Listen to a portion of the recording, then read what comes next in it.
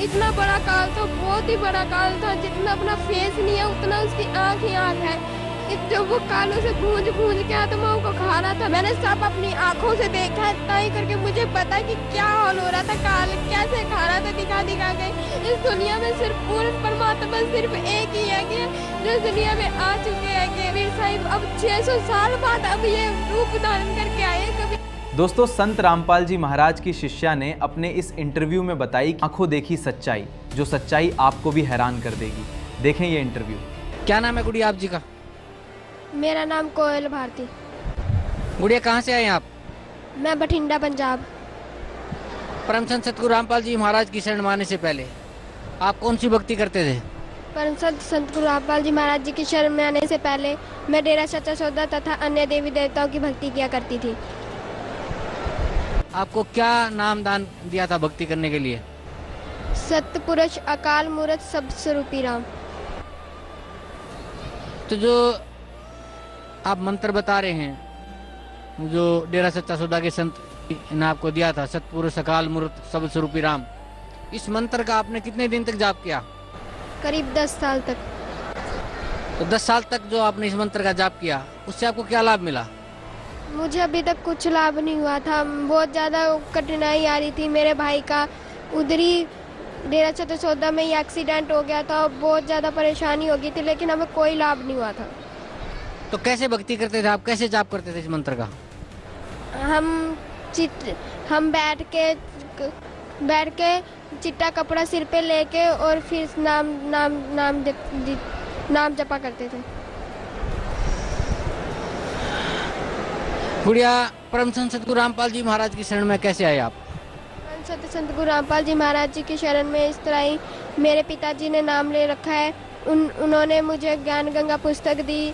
वो कह रहे ये पढ़ के आप नाम दीक्षा लेने की वो करना। लेकिन फिर मैंने करीब 5 दिन तक मेरे पास वो किताब रखी थी, पर मैंने पढ़ी नहीं। मैं क्या मेरे को लगता है मेरा डेरा सच्चा सौदे वाला ही सही है।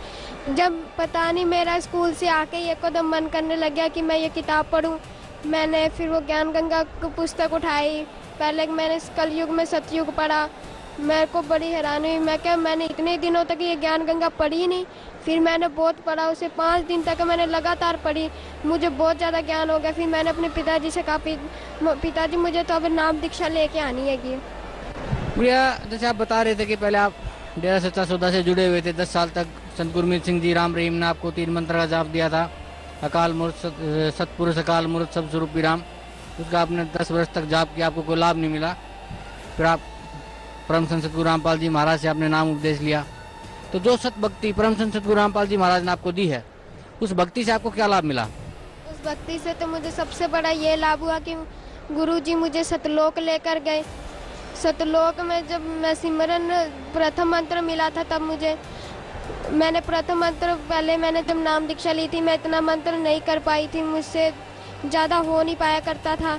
लेकिन जब से स्कूल की छुट्टियां पड़ी, मेरा मन और ज़्यादा बढ़ता चला गया भक्ति करने पे। मैं क्या मेरे को भक्ति करनी चाहिए। जब से मैंने 8 साल की लड़की का सतलोक के बारे में वो सुना इंटरव्यू, मुझे भी थोड़ी सी भक्ति तेज़ होने लगी। मैं क्या अगर वो भी जा सकते हैं तो हम भी जा सकते हैं। मैंने फिर अच्छी तरह छुट्टियों में बहुत भक्ति करी। फिर 16 तारीख को बुधवार को मेरी इतनी भक्ति तेज़ होगी कि महाराज जी, मैं प्रथम मंत्र कर रही थी, तब माला कर रही थी, तब मुझे सिर्फ एक ही चीज़ दिखाई दे रही थी। कबीर साहब उधर खड़े साइड में खड़े हुए, इधर स्वामी रामदेव महाराज, सारे जने खड़े हुए। सारे जने जब महाराज कबीर साहब जी के पास जाते तो उनका रूप धारण कर लेते थे कबीर साहब का। मुझे जब भी मैं माला कर रही थी, एक मोती बढ़ा रही थी, मुझे यही सब दिखाई दे रहा था। मैंने अपने भाई से बताया। मेरा भाई कहता क्या कोई पता नहीं, तू करती रह माला, कोई पता नहीं, कुछ भी हो सकता है। फिर मैं करती रही माला। फिर जब मैं दूसरा मंत्र सतनाम मंत्र करने लगी, तब मैं सिमरन करते करते मैं लेट गई। लेटते फिर मेरे को नींद आ गई, मैं सो गई। फिर महाराज जी प्रकट हुए। महाराज जी कह रहे कोयल उठ। मैं कहा मम्मी सोने दो। फिर कहते मैं तेरा पापा हूँ। फिर मैं कहा पापा सोने दो। फिर मेरे से कहते मैं पूर्ण परमात्मा हूँ। फिर मैंने उठ के देखा, खुद गुरुजी घर पे प्रकट हुए। मेरे को बड़ी हैरानी हुई, महाराज गुरुजी मेरे घर पे प्रकट हुए। मैंने दंडोत प्रणाम किया, मैं कब पानी पियोगे गुरुजी? गुरुजी कहते नहीं बेटा, आपका तो ब्रह्मांड देखने चलना है। जब मैं ब्रह्मांड देखने, मैं खुश होगी, मैं ब्रह्मांड देखने जाना है हमें। फिर मैं पहले हमारा अंदर वाले कमरे में प्रकट हुए थे महाराज जी, फिर हम वहाँ से गायब करके, मेरा हाथ पकड़ के गायब करके मुझे दूसरे कमरे में लाके खड़ा कर दिया। मैं कही कि महाराज जी आपने मुझे गायब करके इस वाले कमरे में ले आ दिया। महाराज जी कहते मेरी शक्ति इतनी तेज है कि मैं क्या महाराज, फिर महाराज जी पूरे घर में मुझे घुमाए ऐसे गायब करके, फिर मुझे रसोई में ले आए। कहते आप ये घर बेच रहे हो? मैं क्या हाँ। कह कितने का बेचोगे? मैं क्या 10 लाख का बेच रहे हैं हम। फिर गुरुजी कहने लगे ये घर नहीं बेचना। मैं क्या क्यों गुरुजी? फिर गुरुजी कहते जिस घर में मैं प्रकट हो गया हूँ वो घर नहीं रह जाता। फिर मैं क्या हाँ महाराज जी। महाराज जी कहते अब बेचना नहीं। मैं क्या ठीक है महाराज जी। फिर जहाँ हमारा नलका था वहाँ पे पहले पौड़ियाँ नहीं बनी थी, उधर की साइड ईंट रखी हुई थी 2-3, उस पे गुरुजी ने पैर रखा, उस ईंट का रंग बदल गया, सोने जैसी चमक आने लगी उस ईंट में, और पौड़ियाँ बन गई, बहुत लंबी पौड़ियाँ बन गई, बहुत ही ज़्यादा लंबी। उसमें भी इतना प्रकाश आ रहा था पौड़ियों में, मैं बड़ी हैरान थी। मैं कहीं सोने की है कि किसकी है? मैंने पहले पैर रखा, मेरे को डर लग रहा था। मैं क्या पता नहीं कौन सी चीज़ से बनी हुई है। पहले मैं पैर रख के मैंने पीछे हटा लिया। मैं क्या पता नहीं कौन सी चीज़ से बनी है। फिर मैंने हाथ लगा के देखा, उसमें जो मैंने वो चीज़ छुई थी, अभी तक मैंने किसी भी ईंट को छुआ, वो चीज़ अभी तक मुझे दिखाई नहीं दी है। मैंने गुरुजी कहते नहीं बेटा डरने वाली कोई बात नहीं है, जब तक मैं साथ हूँ बिल्कुल मत डरना। फिर महाराज जी ऊपर पौड़ियों पे ले गए मुझे, चलते गए, फिर स्वर्ग लेके आए महाराज जी। स्वर्ग में मुझे घुमाया महाराज जी। गुरुजी कहते स्वर्ग में घुमाया मुझे। फिर स्वर्ग में जब घूम रहे थे हम, महाराज जी को तो मुड़ने लगे। मैं हैरान है कि मैं क्यों उड़ रहे हैं महाराज जी।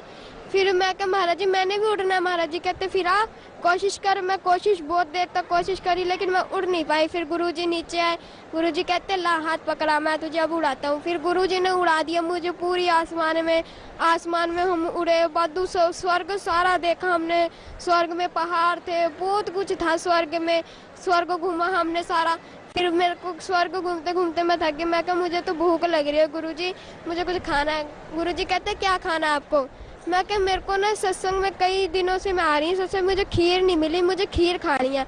गुरुजी ने ऐसे हाथ करा, इस साइड खीर की कटोरी आ गई और इस साइड अमृत जल आ गया जो इधर मिलता है बोतलों में। फिर पहले तो गुरुजी ने मुझे खिलाई, क्या खाओ बेटा आप। फिर मैंने खाई। फिर मैंने कहा गुरुजी अब आप भी खाओ। फिर गुरुजी ने खाई, फिर हम दोनों ने खीर खा ली। फिर महाराज जी ने मुझे अमृत जल दिया। फिर हमने अमृत जल पी के फिर महाराज जी गुरुजी कहते चलो चले। मैं क्या कहाँ के? नर्क देख के आते हैं। जब मैं नर्क में गई, मैं क्या महाराज जी मैं अंदर से नहीं देखूंगी, मैं ऊपर से देखूंगी कैसा हाल है नर्क में। गुरुजी कहते कोई बात नहीं, ऊपर से देख लेना आप। जब मैंने ऊपर से देखा इतना बुरा हाल हुआ पड़ा था नर्क में, बहुत बुरा हाल हुआ था। नर्क देख के मेरे होश-ओ-हवास खुल गए थे। मैं क्या मेरे पिताजी बताया करते थे नर्क में वैसा ही सब कुछ था ना। नर्क में इतनी बुरी तरह आत्माओं को मार रहे थे ना, बहुत बुरी तरह। मैं वो बातें अब सोचती हूँ ना मुझे बहुत ज्यादा रोना आता है। मैं क्या गुरुजी ऐसे काल के जाल में हम आगे जावे, हमें नर्क में घुटना पड़ता है, काल हमें खाता है। गुरुजी कहते चल, गुरुजी को जब देखा आत्माओं ने, गुरुजी को कहते बचाओ परमात्मा, बचा ले परमात्मा। पर परमात्मा वहां से घूम के स्वर्ग में द्वार आ गए। गुरुजी कहते मैं कैसे बताऊं इन्हें। गुरुजी कहते मैं रोना आता है जब इंडिया ऐसे चिल्लाते हैं कि जबरदस्ती खाना खिलाना, वो नहीं खा रहे फिर भी खिला रहे हैं, वो इतनी बुरी तरह मारे हैं। मैं क्या गुरुजी अब सतलोक कब लेके जाऊंगी आप मुझे? गुरुजी कहते अभी मेरे पास टाइम नहीं है, रात को 10 बजे चलेंगे। मैं क्या गुरुजी अभी क्या हो गया? क्या टाइम नहीं है बेटा, अब रात को 10 बजे चलेंगे। फिर मैं क्या गुरुजी ठीक है। फिर गुरुजी मुझे वापस घर ले आए। फिर मैंने अपनी मम्मी डैडी को बताया। मम्मी कहती कोई बात नहीं, इसमें रोने वाली बात क्या है। फिर गुरुजी फिर रात को फिर आए दर्शन देने वास्ते। मैं बाहर वाले कमरे में सो रही थी, अंदर गुरुजी प्रकट हुए थे। फिर गुरुजी अंदर देख के आए थे सारा घर, कह रहे कहाँ सो? फिर मेरे को आवाज मारी कि कोयल उठ। फिर मैं उठी। गुरुजी कहते बाहर की सो रही, अंदर सोना था। मैं कहा गुरुजी यहाँ पे वहाँ पे गर्मी लगती है, अंदर यहाँ पे ठीक है। गुरुजी कहते कोई बात नहीं, अंदर सोया करो, कूलर अंदर लगा लेना। मैं कहा ठीक है गुरुजी। फिर गुरुजी कहते चलो अपन सतलोक घूम के आते हैं। फिर हम सतलोक गए, वैसी पौड़ियाँ बन गई, वैसा ही स्वर्ग देखा, वैसे ही हमने नरक देखा। इतनी जब हम काल को देखा था ना, काल को दिखाया महाराज जी ने, इतने दूर खड़े थे, जितना हिसार से बठिंडा दूर है ना, इतनी दूर खड़े थे हम। फिर भी ऐसे लग रहा था जब हम बिल्कुल पास खड़े हो काल के। इतना बड़ा काल था, बहुत ही बड़ा काल था, जितना अपना फेस नहीं है उतना उसकी आंख ही आंख है। इतना बहुत बड़ा था, उसका मैं अनुमान नहीं लगा सकती वो कितना बड़ा था। जब हम उसके पास चलते गए वो बड़ा होता चला गया, बहुत ही बड़ा हो गया। फिर एकदम फिर गुरुजी उसके ऊपर से पैर रख के चल गए। फिर जब वो कालों से भूंज के आत्माओं को खा रहा था ना, तब गुरुजी को दिखा के खा रहा था, ये देखो मैं तेरी आत्मा को कैसे खा रहा हूँ। वो आत्माएं सारी चिल्लाने लगी, गुरुजी बचा लो मुझे, गुरुजी बचा लो। परमात्मा वो रोने लगे, उसके पर काल के सामने नहीं रोया महाराज जी ने। हम आगे गए तब महाराज जी रोने लगे, कहने मैं कैसे बचाऊं इन सब को, क्या भक्ति करी इन्होंने, कुछ भी नहीं करा। फिर महाराज जी कहते चलो पद सतलोक घूम के आते हैं। फिर हम सतलोक में गए। सतलोक में गुरुजी ने मुझे खेत, दूर से ही हमें खेत दिखाई देने लगे थे। मैं क्या गुरुजी वो क्या है? गुरुजी कहते वो खेत है। मैं क्या है खेत है? जब हम उसके खेत के पास गए तो उनका खेतों का कलर ही अलग था, जो कलर यहाँ पे है ही नहीं क्या, ऐसे कलर थे वहाँ पे। फिर मैंने कहा उधर तितलियाँ थी, मैंने तितलियों के हाथ में जब पकड़ा ना तो हाथ खोल के देखा वो तितली गायब थी मेरे हाथ से। मैं कहा ये तितली कहाँ गई? फिर देखो ऊपर वो उड़ी जा रही, वो रंग बदल गई फिर से दोबारा। मैं कहा गुरुजी ये क्या हो गया? गुरुजी कहते यहाँ पे ऐसे ही है। फिर हम और आगे गए, फिर वहाँ पे हमने पहाड़ देखे, मानसरोवर देखा, हमारा खुद का घर देखा हमने। फिर मुझे महाराज जी ने अपना सिंहासन दिखाया, इतना बड़ा सिंहासन, बहुत बड़ा सिंहासन, उसमें भी हीरे मोती लगे हुए, पहाड़ों की साइड में भी हीरे मोती लगे हुए थे, घरों में भी हीरे मोती। इतना अच्छा था ना, बहुत ही ज्यादा अच्छा था। गुरुजी तो सिंहासन की तरफ जाने लगे। मैं कहा गुरुजी आप कहाँ जा रहे हो? गुरुजी कहते मैं तो अपने सिंहासन पे जा रहा हूँ। मैं फिर मुझे सतलोक कौन दिखाएगा? फिर गुरुजी कहते कोई बात नहीं, आपको सतलोक कोई ना कोई दिखा देगा, आप आगे जाके देख लेना। फिर गुरुजी जब सिंहासन की तरफ जा रहे थे, गुरुजी को मैंने दूर से देखा, वो जब सिंहासन पे बैठने लगे एकदम आसमान में उड़ गए। फिर जब वो उड़े तो उनका शरीर जब नीचे वापस आए तो उनका शरीर अलग था, उनका शरीर बहुत ही अलग था, बहुत ही ज्यादा। मैं कहा हाँ ये कैसे शरीर महाराज जी का हो गया? मैंने पास में जा ही नहीं पा रही थी, इतना प्रकाश आ रहा था, बहुत ज्यादा प्रकाश आ रहा था। फिर मैं तो सतलोक घूमती। फिर मैं सतलोक जब देखने लगी, मेरे को डर लग रहा था। मैं कहा सतलोक में पहली बार आई हूँ, मुझे कुछ पता नहीं। फिर मुझे ना जाते जाते रास्ते में मुझे आत्मा मिल गई एक। वो आत्मा में इतना रौनक थी, इतना प्रकाश था, बहुत ज्यादा। उसका जो शरीर था वो अलग था, वो ना स्त्री थी ना पुरुष था, कुछ भी नहीं था, पता ही नहीं चल रहा था वो स्त्री है कि पुरुष है, कुछ भी पता नहीं चल रहा था मुझे। फिर वो कहते आप सतलोक में पहली बार आए हो? मैं क्या हाँ मैं पहली बार आई हूँ। वो कहते चलो फिर आपको सतलोक दिखाएं। मैं कहा हाँ चलो। फिर हमने सतलोक पहले पैदल से ही देखा, पैदल में हमने घर देखे, मैंने खुद का घर देखा, घर देखा, मानसरोवर देखा, सारा पैदल वाला देख लिया। फिर वो कहती चल वाहन में घूमने चलते हैं। मैं कहा वाहन में आप गिर गुड़ नहीं जाएंगे? वो कहती नहीं गिरते।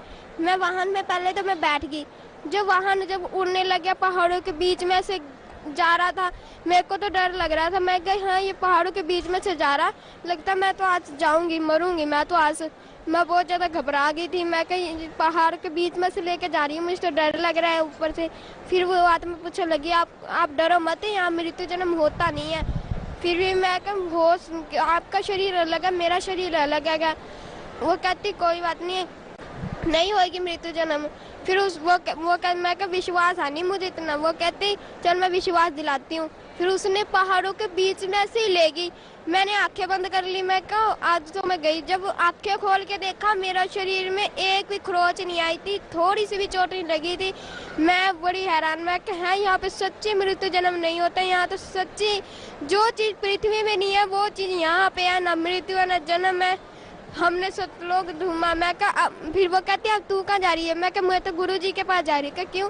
मैं तो गुरुजी से कहूँगी कि मुझे तो अब यहाँ से जाना ही नहीं है। फिर गुरुजी के पास जब मैं गई, गुरुजी बैठे थे, कह रहे क्या हुआ सतलोक देख लिया? मैं कहा हाँ। अच्छा है? मैं कहा बहुत बहुत ज़्यादा अच्छा है।